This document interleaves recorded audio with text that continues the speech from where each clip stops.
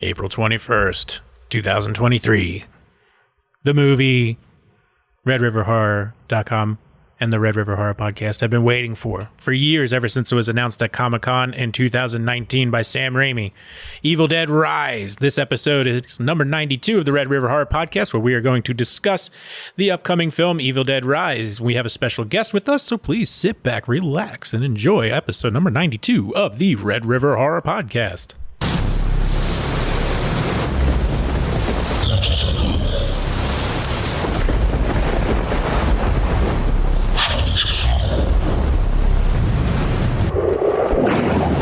Son of a bitch. Not again. Welcome back to episode number 92 of the Red River Horror Podcast. I'm your host, Joe Zakreski, joined as always by RedRiverHorror.com founder Eddie Cayazzo. Hi, Ed. How are you? I'm doing good, man. I'm still on this side of the earth. I'm on the ground. I'm walking around, and that's very relevant this week with our episode. So I'm doing great. It is. And joining us is the guy who's been on this show before. You might remember us talking about him from Keystone Retro.com. Hey, Steve Feese, how are you? Hello. How is everyone out there? Welcome back, bud. Well, fellas, this is one that we've all been very excited about for, I guess, about a year. I've been excited about this for a while. Yeah, so we are going to talk about The Evil Dead. Yay!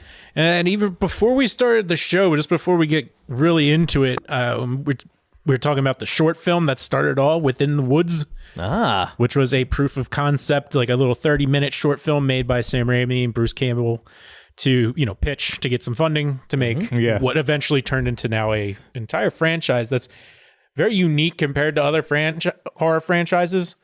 That's one word to describe it. Unique. Yeah. I'll say this, even to this day, and driving over here, I still get The Wind in the Willows and Within the Woods mixed up.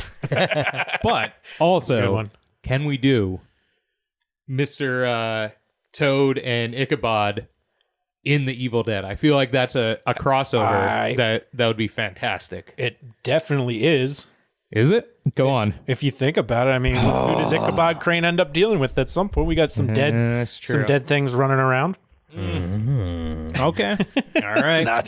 Same movie. I have no idea what the hell you guys are talking about. But hey, Steve, welcome. We're recording from... Thanks for having me. From the basement. This is where, Ed and I first watched Evil Dead. And that was a recommendation of the man upstairs, Mr. Cayazzo himself. He said, we need a movie to watch. And he's like, yeah, this one. Well, here's something funny, Joe. You ready for this? You guys will appreciate this story. Don't know if the Red River Horror listeners will care to hear it, but it's a fun one, all right? Yeah. So the first Evil Dead copy that I owned that we watched down here, right? Because my dad had it, I'm sure, recorded on something else, but it was from GameStop. I worked at GameStop at the time, and if you reserved the Evil Dead game... Oh, was it a Fistful of Boomstick? Yeah. I think it was. 2002. Yes. So if you reserved the game, you got a free VHS of the Evil Dead. Interesting. Interesting, right? Now, was that just the straight VHS, or was there like some sort of like tie-in, like cover? Because that's the nerdy shit I care about. It was the regular OG. They just gave you it. Just like the picture. VHS. Yeah. Still, that's cool. A little bit of overstock. Well, no, I got it for reserving it. Nice. Got a free VHS in 2002. And you know what? Probably overstock. And you know what? Who knows? I could be telling the story wrong because actually, I'm trying to think. Now, I did work. Was it a DVD? I worked at GameStop in 2002. It was definitely a VHS. But you know what? Was there an Evil Dead game before that? There was. Okay. So that you know what? So overstock is a good word, Joe. I think that we were offering the leftover Evil Dead VHSs for people that reserved it. So that could be it. Right here. Yes. We talked about, before we even started talking about, will this be a two-parter? Yeah. We're already going down the rabbit hole of Evil Dead games. Because there is a lot. That's no apologies right there. But there is a lot of lore that comes with this entire franchise. And I would say all pretty good. It's all above board. At least a good, just say B movie, They're all at least B-level movies or franchises or comic books, video games.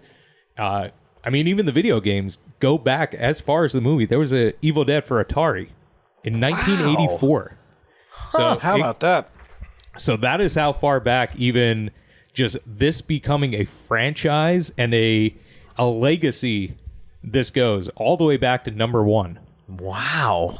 That's fascinating. Okay. And I did not know about the Atari thing, and I did some homework too. I was like, missed that one. But I just thought that was cool, Joe. The first time when we watched that, it was like, oh yeah, watch that. That was from, I actually got that for reserving the game.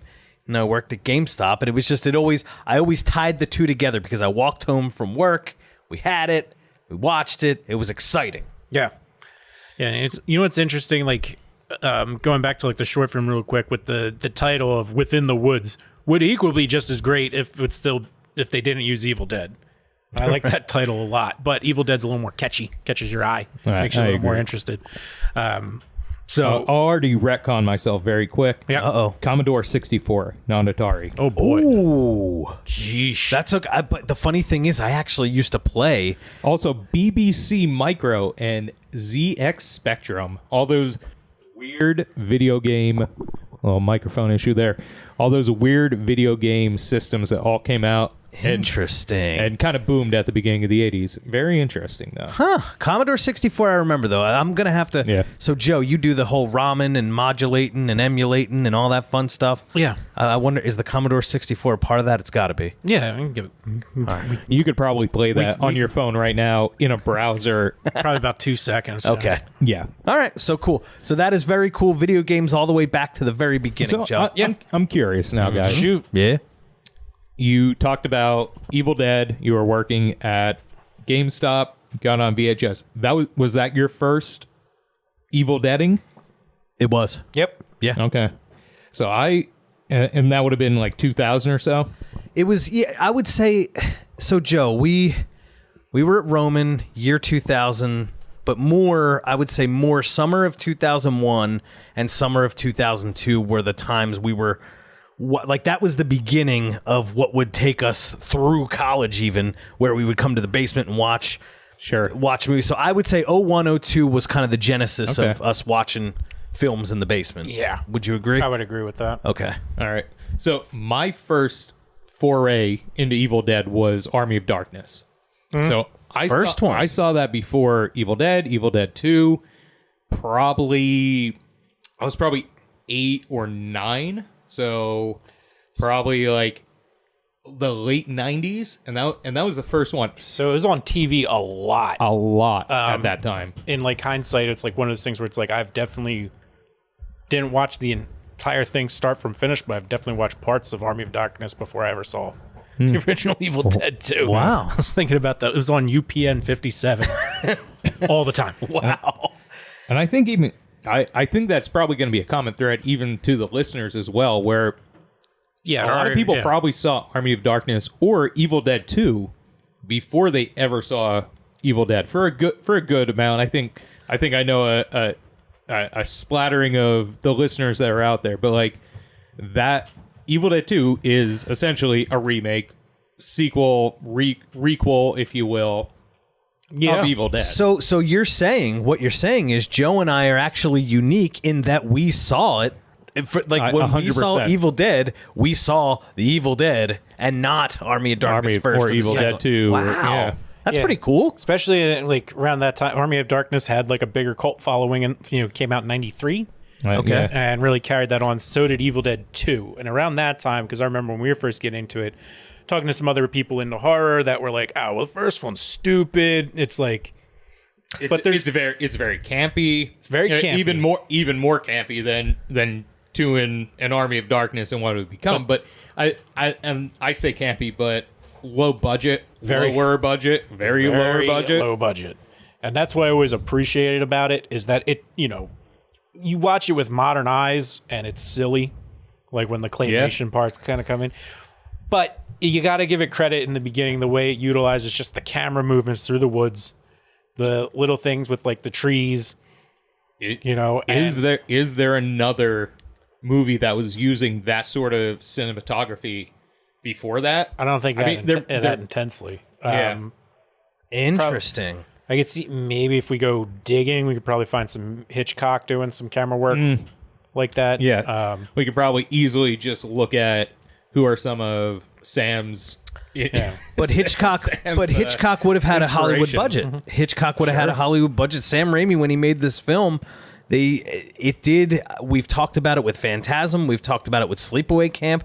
A lot of these classics that we like, it did start that way. It was a little bit of money and, place that they were able to utilize to film, and I don't know. Yeah. And the part where people make fun of it, 6 years later, the second one comes out and it leaned into that. It leaned into its following. Mm-hmm. Like, I don't know, because we weren't as aware in the 80s. So I don't know if it, like, the following was just like, oh, this good, like, so bad it's good.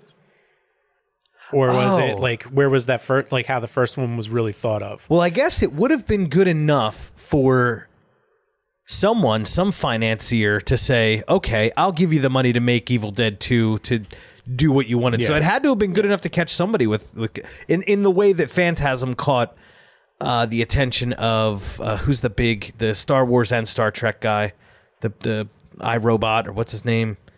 He did Lost, the big guy. J.J. Abrams? Yeah, that's it, that guy. So like J.J. Abrams he restored Phantasm in 4K because he loved that movie so much. So clearly somebody saw Evil Dead and said, yeah, you know what, Sam Raimi, I'm going to give you cash. Let's go make another one. Let's do it again. So it was 7 years later. Yeah. And he had made other movies in between there as well. Mm-hmm. With major studios too. But let's just call it what it is. You see the dollar signs. It was the late 80s. I mean, that horror is in its heyday at that point. I mean, and so the second one, I mean, it takes a hard curve, but we'll start by talking about the one that sets the standard, which is the first one. Yep. And then you could argue that the second one sets the standard because the rest of them are more of that Ash than this Ash. But one thing that I love about the first one so much is the atmosphere and just how Ash just gets the shit kicked out of him from start to finish. Yeah. He doesn't have a good It doesn't really make it out of there either. No. So it's like the great ending, whatever you want to do in between, but it's like the first time when they find that tape down in the basement, start playing it back with the Necronomicon. I mean, I get goosebumps just thinking about it. For me, that and ultimately, Joe, when we would go up to Poconos for the first time, like on our own, like as free people, we got the car, that set the tone for me. Seeing Evil Dead, like, because then you started to wonder, am I going to find something like this reel to reel in the basement that's going to play? Like, it made me approach that kind of adventure in a different way. So by the time they made the movie Cabin in the Woods that makes fun of all the tropes, I was like, that was it for me. That was the first one. That was a trope. Yeah. The whole point of Cabin in the Woods, that is the trope. And it really does. It sets that standard right off the bat. Yep. We're going through the woods. We are going to a cabin. It is a very Shining-esque intro where going down the road. We're going to the cabin. We're going to the Stanley. We are going on this journey with them to bring us right to the main plot of the movie. So it has I didn't think of the drive up, a big Shining-esque drive up. You got the big Oldsmobile. Yeah. So we're introduced to that. That ultimately, the Oldsmobile will become iconic, but not in a B movie way. Sure. It's not like I don't know what's a big car. Like I would think the DeLorean. Right. Oh yeah, exactly. So it's not, the Oldsmobile's not a DeLorean, but it's there throughout the entirety of Evil Dead, which is kind of cool. I mean, through Evil Dead, it goes back in time with him to Army of Darkness. It is there the entire time, and for the entirety of it, even into Ash versus Evil Dead. Yeah. I mean, it was not as consistent as a Friday the 13th or a Nightmare on Elm Street. It's split up, and for anyone who is listening at this point who has not seen the Evil Dead, first of all, I would be very surprised if you're even listening this far, but short synopsis. The story focuses on 5 college students vacationing in an isolated cabin in a remote wooded area after they find an audio tape that, when played, releases a legion of demons and spirits. 4 members of the group suffer from demonic possession, forcing the 5th member, Ash Williams, which becomes Ash Campbell. Well, I mean, really, Bruce Campbell, Ash Williams, and all that, to survive the onslaught of an increasingly gory mayhem. And that tape that was on there is the Necronomicon, which is really what ties the entire franchise together, this Book of the Dead. Yes. Straight out of Lovecraft, which really set the tone for me liking almost everything Lovecraft. So, yeah, fascinating how much it did really well to start. I mean, low budget, and it, did a few million in the box office, and then some change. So wow, it was relatively successful. Other funny fact is, like, when we watch the first Evil Dead, and we talk about how it's like the attempt is more scary, and then later, with 2, Army of Darkness and so on, there's more of a comedy element added to it. If anybody's ever wondering why that is, it's like, before, Bruce and Sam, the way they started was doing short comedy films. Oh, okay. So to, slapstick comedy, late 70s, early 80s, was, you're not getting picked up unless you're National Lampoons or Jeff. Like, there's just a dominant, like, the space is filled. Yeah. Yep. So this was the best opportunity for them. They took advantage of it and then threw in that comedy element. That makes sense, Joe, just to stop you there with that, because I am sometimes in the mood for Sam Raimi style, and I'm sometimes not. Yeah. There are times when I'm feeling it and I'm all in, and there are times where it's just like, you know what, I don't want to deal with this. Like, it dragged me to hell when I first saw it. I loved it. But then on a rewatch, it's like, you know what? I can do without the Sam Raimi crap today. Like, just like sometimes it's just over the top. It's like slapsticky, over the top. So I didn't realize. So he comes from the world of comedy, or at least that's where he wanted to. That's what they originally started doing. Wow. Most of the times I want to listen to Gangster Paradise, but every once in a while I'm going to put on Amish Paradise. It's actually a great way to compare the first 2 movies. Yeah. But so. Most people who are into Evil Dead, you know what you're into. But I want to ask you guys real quick, what two bits out of the first one, so strictly on the first movie, part you could do without or it could be removed from it, and your favorite part. Okay. Steve, you want to go first? So I can go first too if you want. You go ahead, Joe. Go ahead, Joe. You brought it up, so I feel like you're setting the floor here. Oh yeah, I mean, a part you could do without. So my favorite part in that movie is towards the end when Ash has got to go down. He's got to go down the basement to get bullets. Right. And that whole scene with like the light bulb filling up with blood. Okay. And just that darkness when it goes. Oh my god. Like, yeah. That had me like. Legit, it gave me some anxiety while watching it, and then some of the parts that like probably could do without was when I guess it's necessary, but when I'm drawing a blank on his name. The other guy, when he leaves and comes back, he's like, "They're all dead, eh? Bridge is out." Oh yeah. The bridge is out. Oh, Ash. The bridge is out. Oh man. So I mean. That's Scott, played by Richard DeManicore, but credited as Hal Delridge in the movie. So there's something interesting. I feel very much that I want to be a hipster about it and come up with something that is super groundbreaking and very off the wall. But I'm gonna go. What's your favorite soda? Coca-Cola on this. The thing that I love the best is that camera, the fast camera through the woods. Mm-hmm. That is when I think of Evil Dead outside of Ash. That is what I think of. Just that fast camera going through the woods. The thing that I could do without, it's the claymation. Yeah. I think it turns people off. I like it, but I think it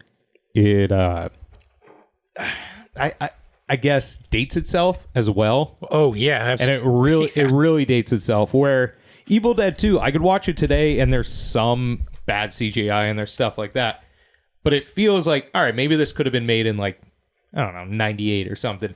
You watch Evil Dead, especially it hits the claymation. It's like, all right, this is from the 70s. You know, if I want to just, this is all the way back in the 70s. I think that's more than fair to say, because the whole movie goes without it and does so well that it's overkill by the end, and really takes away from it in that sense. Like if you look at it from like your modern, today's goggles, or even 90s goggles, like it, it's you're going through this whole thing, even like, they had to have been running out of money or something, because the first special effect with the pencil to the ankle and that infection and the way it spreads is really well done. Yes. Yeah, I do believe that is the lore behind it. Yeah. Where they were running out of money. Out of money. Yeah, all right. Well, we're just going to CGI it. So the kind of person I am, how I view film, I have a very underwhelming favorite part. I love when they actually play the audio of the guy speaking from the book for the first time. Okay.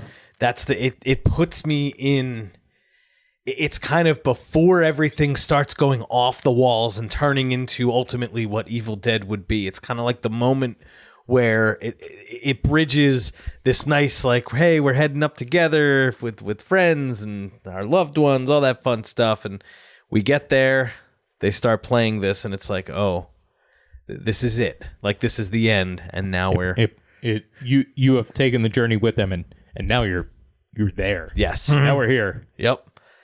A part I could actually do without is, I just thought it was, gosh, looking back, and when she gets, whatevered by the tree. Right? Yeah, sure. Yeah. Because the first time I saw that, it happens so. It's such a Sam Raimi style thing. Like, it happens so quick. It's so thump when the tree goes in, when the branch goes in. It was almost funny, and that's not really funny. No, you know what I mean. But I know upon cracked us up. Watching that the first time, I couldn't stop laughing. It's just like, but then it's, now we're here, and it's like, God, that's really not that. That's not that funny. It's a little uncomfortable. It's an uncomfortable scene, especially when she kind of gets into it for a minute. Yeah, a little too slapsticky. Yeah. And yes. Like, but that's the first infection. It's needed. It's absolutely needed to advance the story. It's just and I guess how do we get there? You read the book, the thing, the stuff starts coming out of the ground. It, goes in to the woman, then we're off to the races. But that first time could have been in Scary Movie. Like exactly. Yeah, I could do without that. The movement. Speaking of Evil Dead, for penetration. Death. Yeah, it was like, boom. Yeah. like it's like, oh, this isn't everything funny. else was moving really slow, and then boom. Yep. Yeah. All right. Probably could have been a little more crafty on that, but what are you gonna do? Hey, man. I just want to talk about Liquid Death really quick. They are not a sponsor, but I have just had 2 new flavors: Convicted Melon, and that is watermelon, and it is delicious. And I am first time drinking their iced tea that is with agave and vitamins. And if Liquid Death, if you would like to give me free Liquid Death, I would take it. That's the Grim Leafer. Yeah, that is. Yeah, Grim Leafer. I like that. Oh, Murder your thirst. That tree might have been the Grim Leafer. Oh. Dun, dun, dun, dun. Okay, so we have our favorite moments from Evil Dead. Favorite ones we could do without. What's next, Joe? Yeah, so carry on. There's not much else to say about the first one. But I do not think there's much else to say. No. Either. And it set that tone. So then we got a video game that comes out on Commodore 64. Yeah. Sam Raimi, they both start their careers in film. Bruce and Sam. And we got to give credit where credit's due, which is the producer of Robert Tappert. Tappert? Which before we started talking here, and we were also talking about. We were talking about him as well. And I'll just say this: we will be back to talking about him at one point. We will, as we go through this conversation. That we will. So, Steve, did you see anything else that might be released before the second film? I did not. Okay, because like I think once we get into The Evil Dead 2 is almost like a resurrection for that movie, even though it's a sequel, right? That takes place immediately after the first one. Or it does a recap of the first one, and then he's got to go back. Yes. So so he's going back up again. Yeah. It's almost Scream 4-ish, Scream 5-ish requel. Yeah. Listen, we're getting the same. It's the same movie. You got some of the same cast. Some of the same people are here. It's going to be the same movie. Yeah. So it really kind of takes that requel stance as well, because it's telling the same exact story as Evil Dead until you get to the end. Yeah. But it's basically the one that makes Ash, who's the Ash now, yes. for the remainder of the Ash timeline and the Evil Dead saga.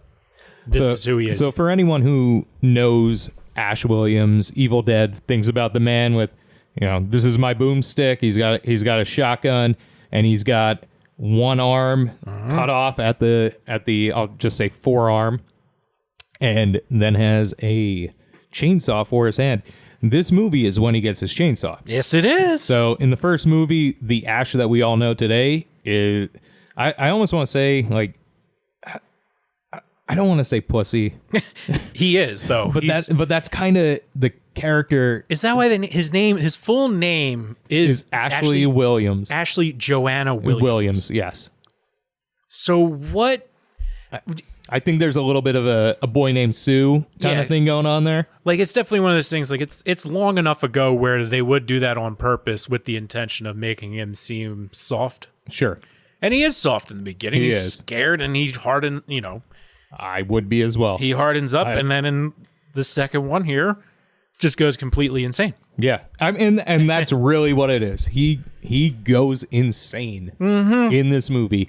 So a lot of the first half of the movie, I'll say first 3/4 of the movie, very similar to Evil Dead 1, where you're going down the road. We get to the cabin. We're gonna listen to the recording. We're going to bring out the demons into the woods. No, we don't have any tree fornication going on in this one. No, but you have Ash being more of the focal point, whereas he's not the focus to start the first one. No, he is like the fifth. Yeah, where he is the fifth wheel in the first movie. That becomes, I don't even want to say hero, just the kind of survivor. Yeah, that's pretty much it. And then now he's the one who's gonna, and Evil Dead 2 is the one who's gonna break out the Necronomicon and play the tape. And take the charge, and have his hand possessed and chop that bastard right off. Yeah, and it's the same girlfriend or from the first one as well. Linda. Same Linda. So same girlfriend, and I think she may even go all the way back. I know there isn't. I believe it's Cheryl. Goes all the way back to Within the Woods, and then is also in Evil Dead 1, and then is in some of Ash vs. Evil Dead. Wait, what? So it's the same. It's the same girlfriend. So from Evil Dead and Evil Dead 2, it is both Linda. Yeah, it is his girlfriend when they are going up to the cabin. The first time. Maybe she is not the girlfriend, but it's the same character that then is the girlfriend in the second one. Okay. Not the same actress. I've blown your mind? Right? It's not the same actress, though, right? No. Okay. No. Same name. No. Okay, cool. He's got a thing for Lindas. Okay, so he's dating... He's dating another It is considered the same character. Okay, got it. It is considered the same character, but it's not the same actress. Okay. Yes. In the canon of Evil Dead. That's the thing with the canon portion of it, is where it's like you watch the second one and it's opens up as if it's a sequel, but is it really a sequel, or is it more? It's a requel, as you pointed out. I mean, it sets the tone for this new thing, and in fact, the box art for Evil Dead 2 is when you see like great horror movie lists, like since we've been doing this and get more involved, like that skull's more. You'll see that more than the hand out of the ground. Yeah. Like it's almost like the cover art for Evil Dead 2 is the more iconic look. You know what's funny though? Steve, I don't know if you know this. On some of the Evil Dead covers, well, especially all of the Evil Dead, the original, you can see the creases of the poster in the image for everything. I know what you're talking about, yeah. Do you know if like, that like intentionally, kind of, oh my God, what should, disheveled, I'll just say, like. Yeah, so like you could tell it has poster folds, like the white lines, in every cover I've seen of the Evil Dead since it's been released. Do you know if back then, like box art wise, that it looked like that? Well, that's a great question. I feel like those copies are probably rare. 1981, and if it would have came out on VHS in like 82, we're still kind of in the Betamax VHS fight. There could be Betamax of this. I do not know the answer to that. That I have not gone down my rabbit hole of collecting far enough to get into like the VHS. I feel like if there was a Betamax version of it, it would have been in this room that we're sitting in right now. You're right. Right under these steps was all Betamaxes. So there's shelving under those. So interesting. So guys, take note when you're looking, because it's been a little while since I'd seen all of them. And Joe, as you know, we haven't gotten there yet, but I haven't seen Army of Darkness, but I did see the Evil Dead 1 and 2, obviously, as you know. So I was at FYE, took the dude to the mall, got him shoes, stopped in FYE, and boom, they had a double pack. So I'm like, you know what? All right. I'm going to watch both of these before we speak today. So yeah. I did. It just makes me miss Suncoast. Oh my gosh, I know. Suncoast's going out of business. Was it they're going out, or they just had a sale? That's where I got like Evil Dead buttons, got my Evil Dead poster, got my... That's right. Oh man, do you still have that poster? No. Darn. I don't think it made it out of Andorra. Wow. So I just saw the double pack, and I noticed, Steve, that even though it's halved, it's got the Evil Dead up top, Evil Dead 2 on the bottom, as you see, and I'll post a picture of this on Instagram. You can still see the creases. I can see it from here, too. You still have that. Yeah. Yeah. So if you guys, I guess the original question, back to my initial point, from its DVD release, the first ever Evil Dead DVD release to now, see if you can find an image without the poster crease on it in that blue. All right. All right. I'll also be on this quest. Okay. Don't worry. I'm going to be looking into laser disc and all. We're going down it. I'll see for the next time we talk. So really quick, we may have to do a format podcast later. I got a copy of Phantasm on RCA video disc, and I got a copy of Poltergeist on RCA video disc. Crazy. I have no way to play them. They'll never be watched, but it's so cool. Like it's that's fantastic. It's a decorative piece at this point. It all is. I'm sitting in this basement. There's a lot of decorative pieces down here. Yeah. This is toned down. Yeah, this was it was quite different. Hell of a radio collection at one time. Yeah. No, it's ham radio. Ham radio. All of it. Yeah. Transistor, all that stuff. All that good stuff. Yep. So there's really not much to cover like when we're talking about the second one, because it is a requel, and that's where you do have some better, they're not doing the claymation the same way. You get the better movements of like the clock. The deer head, for some reason, always sticks out to me. The deer head like moving around. Yeah. Back to a little Billy Bass action going on there. And you get the camera work still there. It's just a fun ride, and that's where it gets silly, especially once we get the chainsaw connected to his arm. Silly but necessary. The third act of this movie, the first two acts are pretty much Evil Dead 1. Exact movie. I mean, it's the same exact movie. And then you get to the third act, and it's like, but wait, there's more. Yeah. And Ash then gets possessed, and that is when he has to make the decision of, am I going to get possessed completely, or am I cutting this off? And he cuts off his hand. Yep. And wraps it up. A very, very gory scene. Yep.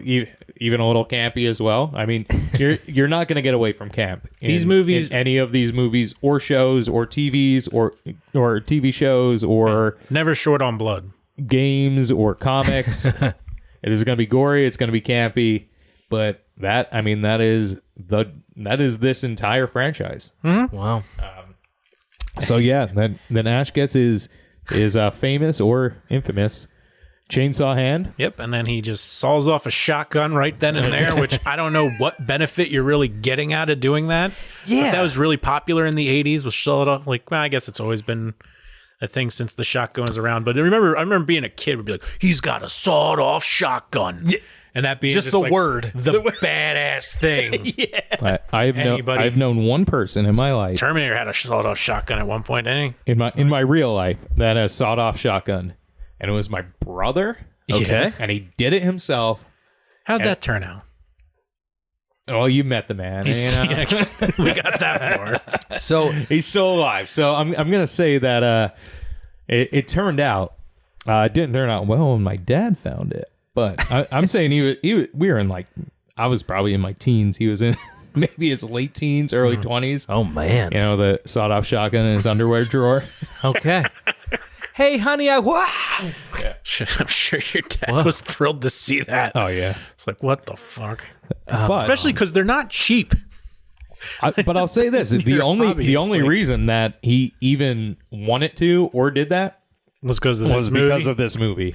I'm curious how many sawed-off shotguns the Evil Dead has inspired. This was single barrel as well. This wasn't a double barrel shotgun. Well, just like bringing it back to Phantasm. Phantasm 2 is when Reggie and Mike have the four barrel sawed-off shotgun. So I don't understand what the benefit of sawing it, because you're just spraying a wider. It's going to spray wider, but also you lose force. But you're also running around. It's a little easier to manage a sawed-off shotgun versus a long-range shotgun. Yeah. Yeah, because especially when your other hand is a chainsaw. Right, that's a good point. It's because I do have a regular, just an old fashioned shotgun, and yes, I can't imagine running through the wood. Like I'd probably that would not be easy to move around in a small Evil Dead type space. No, but Evil Dead 2 is the one where it's like out of all of them, if there's somewhere I mean, there's some people where I'll hear Army of Darkness is their favorite in the whole thing. That's kind of I think a smaller, more niche group. Evil Dead 2 usually gets most of the credit when you go into like Dreaded or other horror forums. So I think that's a great segue. And with that, I will say that I do think that Army of Darkness is my favorite. Wow. But I do believe that it comes down to that is the first that I saw. And that is also what we had. Yeah. On tape growing up. I didn't have Evil Dead 1. I didn't have Evil Dead 2. I had Army of Darkness. Very similarly that I had my favorite Back to the Future is Back to the Future Part 2.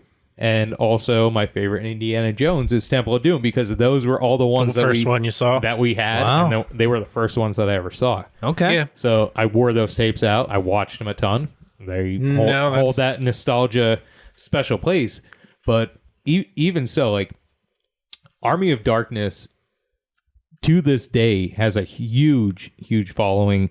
I almost want to say as much as Evil Dead 2 or the original. It's almost in its own category, and if you don't know how Ed, you said you have not watched the second one? You haven't watched Army of Darkness. Army of Darkness, that's right. So it's, 1 and 2 I've watched. The highlight is the end of 2 when they both get sucked in to like the portal. So that's where he wakes up. So this continues from there. So Army of Darkness starts medieval knights. It starts with the last 3-4 minutes of Evil Dead 2. Literally, it starts with the Oldsmobile getting sucked into the portal. It starts in the woods, and then where he wakes up.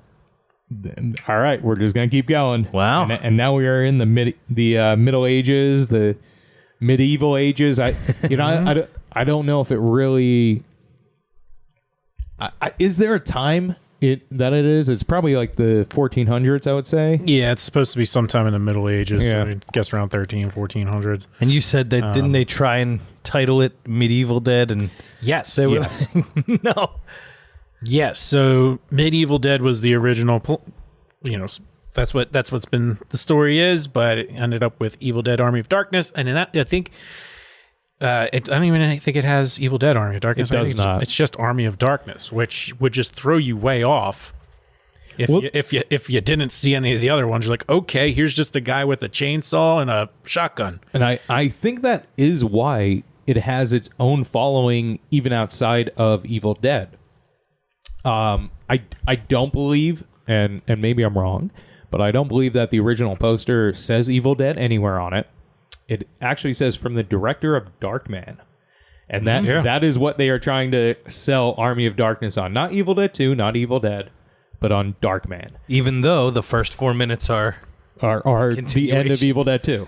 So that's funny because I remember before when we were all on 56K modems, right? Mm-hmm. So we couldn't just pull up our phone and say, "Oh no, that was wrong. That was." So we couldn't fact check anything. I remember people saying to me at the time, 2001, 2002, just like, "Yeah, well, so there's Evil Dead 1, which you saw, Evil Dead 2, and then the third one, Army of Darkness." I'm like, "There's no way." And then when you go and you look in the video store, it's just like, this isn't this. Yeah. So like, I was questioning whether it was even related in any Sure. way. Like I never.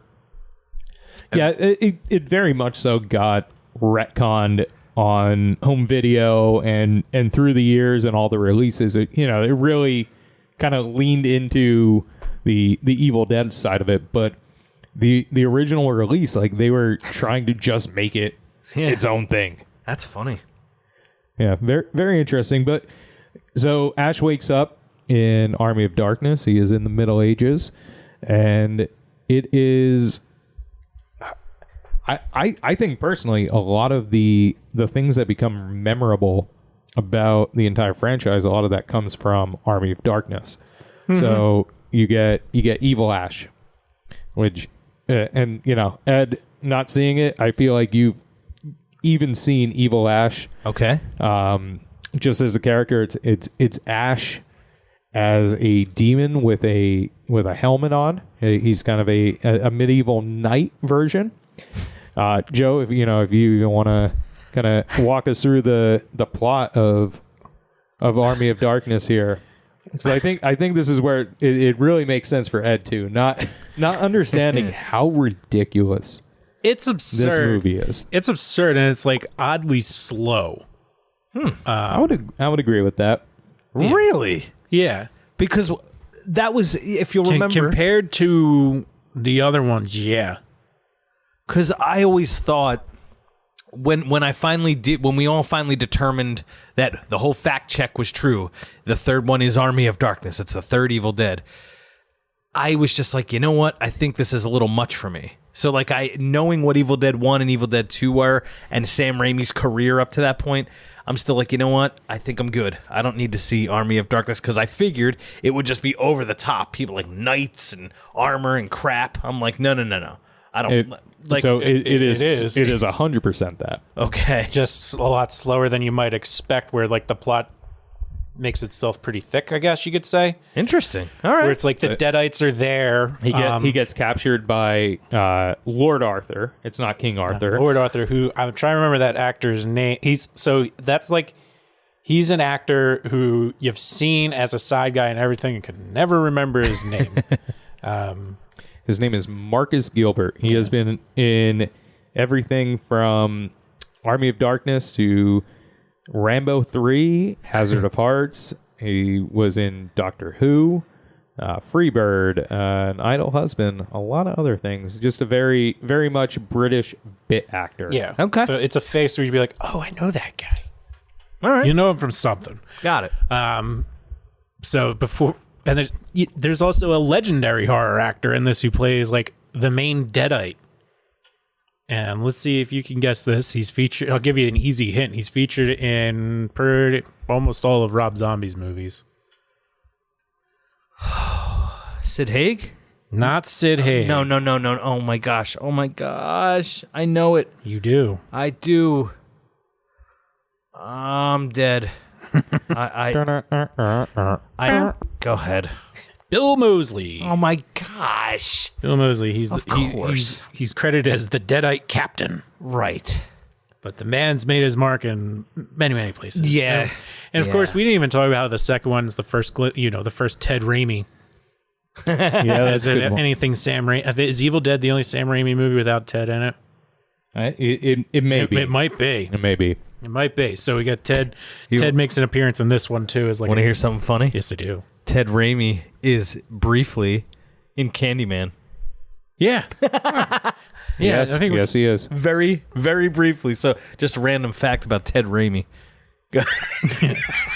So is he briefly in Army of Darkness, or is he in Army of Darkness? He's like a side character where he's like a goofy, like a cowardly knight. If he was nominated for Best Supporting Actor, I wouldn't say, oh, no, he wasn't a supporting actor. Yeah. But, he definitely isn't a lead in any way, shape, or form. So, essentially, Ash gets captured by, I'm just going to call him King Arthur because that's going to be, he's not, but I'm just going to keep calling him King Arthur. They're going to take his weapons. So they take his weapons away from him. He loses his shotgun. He loses his chainsaw.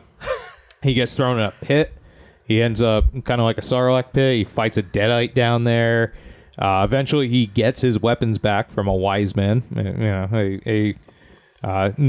of. I think he kills a Deadite. Yes, yeah, in the pit, and they're just like, like he's a warrior. Yeah, he's crazy. Okay. So they celebrate him as a hero, and he grows attached to a woman named Sheila. Sheila is on the poster, the iconic poster. She's hanging on his leg. Keep in mind that he has just gone through the entire events of Evil Dead 2. Right. Not much time has separated from his girlfriend being possessed and him having to kill her. Yes, this is like Tuesday. Yeah, they went up on Friday. This is like Tuesday at this point. That he's already infatuated. Like, fuck it. Yeah, forget her. Look at that one. Wow. But you know what also got pulled through? Well, the old Book of the Dead. Sure did. That also made its way back there. And there, it also exists back there as well. So he is looking for the Necronomicon. Ends up going into a haunted forest. He ends up in a windmill. It goes slow. Mm-hmm. It is a very slow movie. He's in a windmill. He crashes a mirror, but he's starting to get possessed, and he sees himself like 20 times in a mirror, and every single one of these little ashes come out and attack him. Very, very like Gulliver's Travel. They tie him down. It is very much in akin to Gulliver's Travel. Yeah. And from that, he finally finds the Necronomicon, and then he tries to do the words to get himself back, but he doesn't know how to say them. Mm-hmm. And of course, he brings all the Deadites out. He did it wrong. Uh-oh. Surprise, surprise. So the girl, nobody knows how to read that damn book. Sheila gets abducted. And his new love after losing his previous love 2 days later. Yes, so he has to go save her. Right. And also when this happened, an evil version of Ash came out. Yep. So evil Ash, he's medieval. He's got he's got some swords. It's very, very just a Knight's Tale-esque. It's oh my gosh. Reading it like this is not great of a movie, but there's a lot of cult behind this. It's what I suspected. I'm just saying, like, that's what I will watch it, guys. I of course will watch it because I'm a completionist at this point. We got to keep moving my journey through the Evil Dead thing, but this is exactly what I expected it to be. So it's exactly what it is. Anyways, he saves the day. The old mobile gets used. He saves the day. He goes back in time, or goes back to present time. She comes back with him. He's working at S-Mart. And that, it's all happy, and we do a nice little cameo to end it there. Fantastic finish. Now, I will say there is an alternate ending, and if you've ever seen this, there was an original ending that got nixed from fan backlash when they were really doing like previews of this, and essentially he mistimes his travel back in time and ends up like oversleeping by like 700 decades or something like that. A post-apocalyptic world. Very, very askew of well, I can't read without my glasses. It's he just wakes up crazy in the future, like, shit, I screwed up. Yeah. Which is, even though that wasn't used in that, what was used, I forget, they're at the department store, a Deadite, he blasts a Deadite in the department store. Yes. Nice. He says, I got the line pulled up, just hail to the king, baby. Yeah. Oh, that's so that. And then also just as a coworker. The Duke Nukem, also pulls from that. Interesting. Yeah. Hail to the king, baby. And luckily they didn't use that post-apocalyptic world, because that's the entire plot for Ash versus Evil Dead is the impending, the upcoming apocalypse. Yes. Due to the Necronomicon. We don't have much time to dig into that right now, do we? So we might have to save that for a part 2. Yeah, you know what? In part 2, we're going to cover the Evil Dead 2013 and Ash vs. the Evil Dead. I would say the streaming era of Evil Dead. Fair enough. If that works. And then before, just to close out, can we go over some of the merch? Yes, yeah. You know what, Steve? Because I remember the first time you were on the show, I believe, was the collectibles show. And it may have been before that, but I was definitely on before that. But it was the Shamokin one where it was, I don't even think you were on. So I wasn't on the first one. When you because that's some of the stuff you brought was Army of Darkness, and I'm like, oh, that's cool. So like any good. This microphone ain't doing that great over here. So like any good franchise, especially horror franchise, one of the biggest things that come out of it is merchandise. Merchandising. Hail to the king, baby. And it goes all the way back. So I had brought over some like Movie Maniac, so going back to McFarlane stuff back in the 90s and in the early 2000s.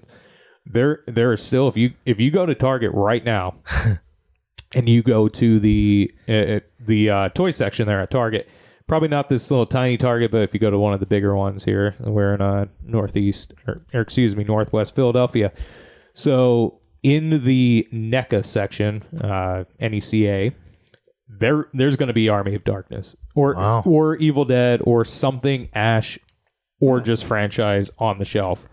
And they keep putting it out. There's one for pretty much every single movie. There's probably multiple for each movie that they put out. But it also spawned a lot of other canon things as well.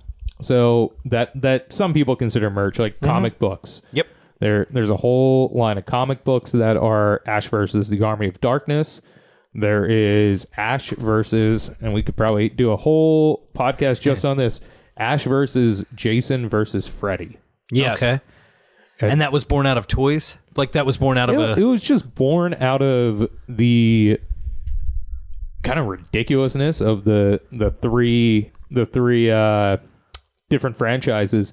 And when Freddy versus Jason became a thing, it heavily became rumored that there was going to be a sequel, which was Freddy versus Jason versus Ash. However, that never happened, but they did release the entire story as a comic book. As a comic book, okay. So you can get the entire story that they were going to release. It's probably for the best. It's a comic book. Yeah, probably. Soundtrack would have been great, but at that time frame. Yeah. Ooh. So Steve, that actually, you bring up something very important. So you say you go to Target, you see NECA. I remember that name from when we last spoke. I'm a weird. You know this already. I'm a weird person. All right. So you. So I worry that because I haven't been into merchandise in a very long time. I haven't been into collecting something in a very long time. Yeah. So what I would worry about if I went to Target and bought something Evil Dead for like let's say our upcoming studio that's coming up. It's just a nice piece to put up, say, hey, I freaking love this movie. Yeah. What I worry about is that it won't be worth something by the time I'm ready to sell it when I'm in my 60s. Will it be? Who cares? It's for you. Dude, I'm staring across in this basement at a bunch of old. I don't even know what they call those bottles. A couple kind of Stein bottles that were probably filled with some sort of liquor at some point. Mm-hmm. Is there any value to those? Maybe if you find the right person. But I know that. But who cares? That Tullamore one definitely is. But at the end of the day, who cares? Yeah. I just want to enjoy your things as you're here. Okay. You only get one shot at this. That's true. So enjoy them. because I was at a convention, Joe, and we were promoting our previous film, Auto Shop. Yep. That brought me to Louisville, Kentucky, to the Imaginarium Film Festival down there. And there was this great toy that I was just like, you know what? I could see buying that. It was Pennywise the Clown, the Tim Curry version. Sure. And it was like $25. I'm like, I'm not paying like that. I just couldn't justify buying a toy for that. And I'm thinking, well, once we left and given like a year, I said to my wife, I'm just like, you know, I really wish I would have bought that. I wish I would have had that. I liked it. Well, you probably can still buy it, and you can probably go to Target right now and buy it, but it's going to cost you $32.99 because that's about what they run at this point. Wow. Ooh. So seven. So this was in 2017. So 6 years. Yeah. Inflation, 7 years. It's really not that. That's about accurate. Okay. Yeah. All right. So, but I thought I was finding something like cool. Like this is unique. I didn't see this anywhere else. I didn't know there was a whole cool section and unique. at Target. But it still is cool and unique. Yeah.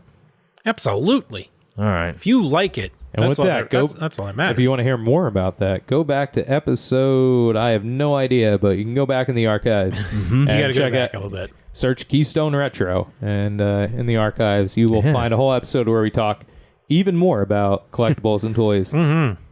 I mean, just real quick, when you bring up Auto Shop, is like the thing that we were hoping to build out of that is what, ended up happening for Sam Raimi. Maybe not to like as big an extent, but at least to have a brand to budget something to make a feature at some point. Yes. So we are back to the drawing board on that, and hopefully this one coming out gives us a little inspiration. We can watch Within the Woods for additional inspiration. Yeah. See what happens.